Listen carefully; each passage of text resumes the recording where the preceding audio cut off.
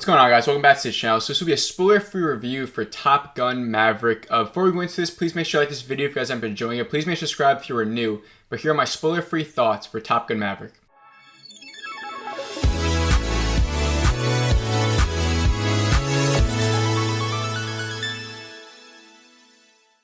So let me just start off by saying that I do love the first Top Gun movie. It's pretty much just 80s camp, but I think it's pretty good, entertaining 80s camp. There are some cringe moments, some campy dialogue in there. I think some of the plane fighting stuff sort of drags on for a little bit towards the second half.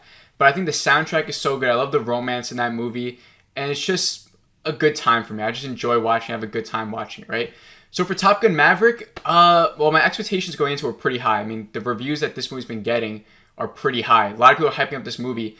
So I really thought to myself, okay, maybe this movie will get from me a 4.6 out of 5. Maybe it'll be a 4.5 star rating for me. But I was not expecting the rating that I'm going to give this movie. And so for what this movie did to me is that, one, on a technical level, I think it was really good. The cinematography, the practical effects, I need to talk about that. Tom Cruise, we all know that he likes to do his stunts in a very practical way. He likes to use as less CGI as he possibly can. And for this one, they're using real fighter jet pilots, planes, and they're obviously not dogfighting, but they're flying around, doing these crazy stunts in the air. And we see that in the film. It looks incredible. If you see Mission Impossible Fallout, there are some action shots where they're up in the sky, and that looks really good. And you can tell that it's real, it's genuine, it's authentic. And we get that same sort of experience in here. We're able to be put into the shoes of these pilots and taken on this journey. And I saw it in IMAX, so the sound was good, fully immersed in this film.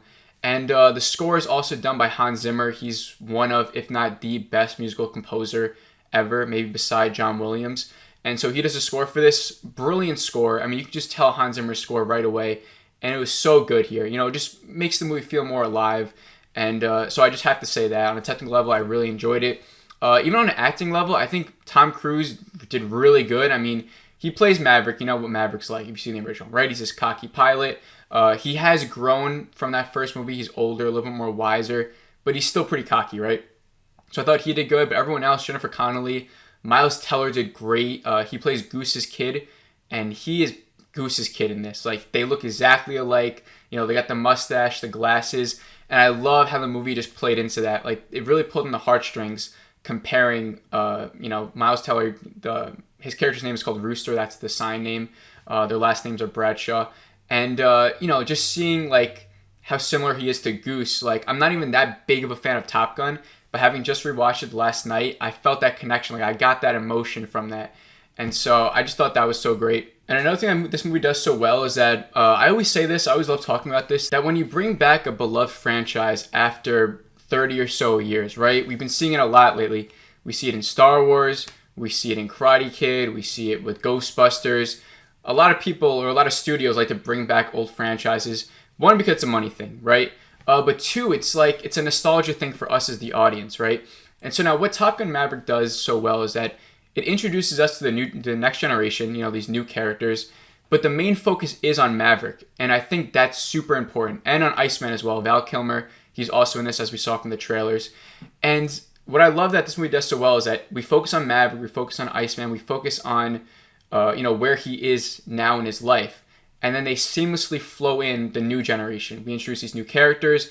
The focus isn't really too much on their story. They all have their own character arcs, especially Rooster, Miles Teller's character. And this movie is kind of his movie as well. It's his journey.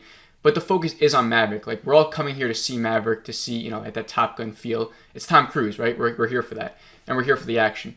But I love how we don't forget about those old characters. It's not like they're being pushed aside for the next generation. I felt like that way in the new Star Wars movies.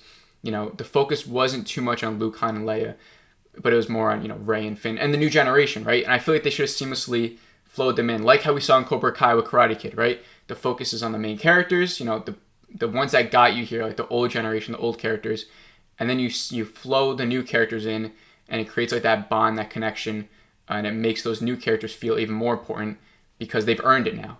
They've had the whole movie to really earn our respect and our love, like how the originals did. And so I love how Top Gun Maverick does that. It does, the formula very well of bringing back an old franchise. And this movie pays so much homage to Top Gun. I feel like any Top Gun fan will love this. Either if you love Top Gun, if it's your favorite movie, or if you just like it or you think it's a really good movie, I think there's enough here for any sort of Top Gun fan that you'll walk out feeling those emotions, having that electricity, that adrenaline, that energy that this movie just, pumps into you. It's actually insane. And so, like I said, a lot of homage. I mean, you got the whole soundtrack is in there. You got Danger Zone. You have everything that you'd want. And, they have all these old homage scenes that were sort of like campy in the first one, but they sort of like play into it well here because it's not really camp anymore. Now it's playing homage to the original, so it's better, right? I would say like my only nuance with the movie that's not even really a negative is that like in the second act, they do focus a lot on like these training sessions. So we spend a lot of time up in the air. And like I said, even though like the cinematography is good and seeing the practical effects is good as well, it is a lot of time like just up in the air. So it's like, we're going all around, we're going like this, they're talking through like the mics or whatever. And it does feel a little bit, not repetitive, but like, we just spend a lot of time up there, and I feel like my favorite aspects of this film is like the grounded level. It's the relationship between Tom Cruise and his new girlfriend, Jennifer Connelly, who's like a new character, but, they met when they were younger. And the relationship between them, his relationship with Miles Teller, Goose's kid, I love that. And so, but the thing that why I think this negative isn't really too much of a negative is that in the third act, the time we spend with these training sessions, it makes the third act so much better because when the training's done, we actually have to do the mission that the whole movie is focused on. Like, this is the mission that we have to go, blow something up or whatever, right? Those training sessions were important now because like we feel like we're put in those shoes. Like I said, the pilot, like we know all the training stuff. Like we know the terrain, we know the area, we know what these pilots have to do, and we're hoping that they trained enough in Top Gun school and and Maverick has trained them well enough that they can get through this mission and survive. And that's where like the angst comes. That's where like the like the adrenaline comes with watching them succeed or not succeed in the end. So this movie, I'm getting my rating for it right now, I guess. Giving it a 5 out of 5. And I feel like I've been handing 5 out of 5s out like candy this year. I did not give one 5 out of 5 to any movie last year. Dune was my favorite movie of last year. I think I gave like a 4.6 out of 5. But there was no 5 out of 5s last year. And I think this is now my third 5 out of 5 I'm giving out. First it was The Batman. Then it was Everything Everywhere All at Once. And now Top Gun Maverick is now a 5 out of 5. And I wasn't expecting that. And Northman got pretty close to a 5 out of 5 as well. So, I mean, I really do think this is a special time for movies. I do think you should be watching this in IMAX or just in theaters in general. Please go and see this on the big screen. But yeah, this year's turning out to be, I think, one of the best movie years since, ever. But recently, 2019 was a great year for movies. 2020 and 2021 also great. But so far, because we have 3 out of 5, 5 out of 5s in my opinion, like this year shaped up to be like really something special. And so if my last couple of thoughts I'll leave for this movie is that it has the action, it pays homage to the original, it has that nice summer blockbuster feel to it. Like it's a really feel good film, and it literally had me like, I went with my little brother, like we're going like this to each other, like our minds are being blown towards the end, like literally just like nonstop action after action after twist. Like it was so much fun towards the end. And honestly, I couldn't stop crying at the end. The movie made me cry once in the middle for something I'm not going to say. And then towards the end, it was just like twice. Like the way it ended, like certain line deliveries were so good. It felt so special. And then with the credits and like how they just pay homage to everyone. And it was beautiful. And like I said, I'm not even like that big of a Top Gun guy. It's not like I love Top Gun. Like I think it's a great movie. And I do love it, but it's not like my favorite movie ever.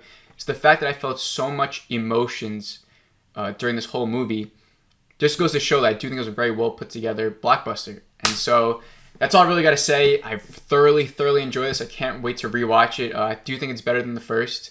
I think it's miles better than the first, and I do love the first. Like I said, I think this is something that will be talked about for years to come. I do think maybe it is a game changer in the action genre, especially like I said, the practical effects, how they do these action scenes, how they're flying in the air with with the planes, and how they use them. Tom Cruise is crazy. He does all his real stunts. Like the dude's driving the planes, and you can tell, and it's crazy. It's a crazy experience, but I absolutely loved it. So if you guys enjoyed this review, please make sure to like it. Please make sure to subscribe if you're new. If you've already seen Top Gun Maverick, let me know down below what you think of it. And that's pretty much it. So have a great rest of the day, and I will see you all in the next one.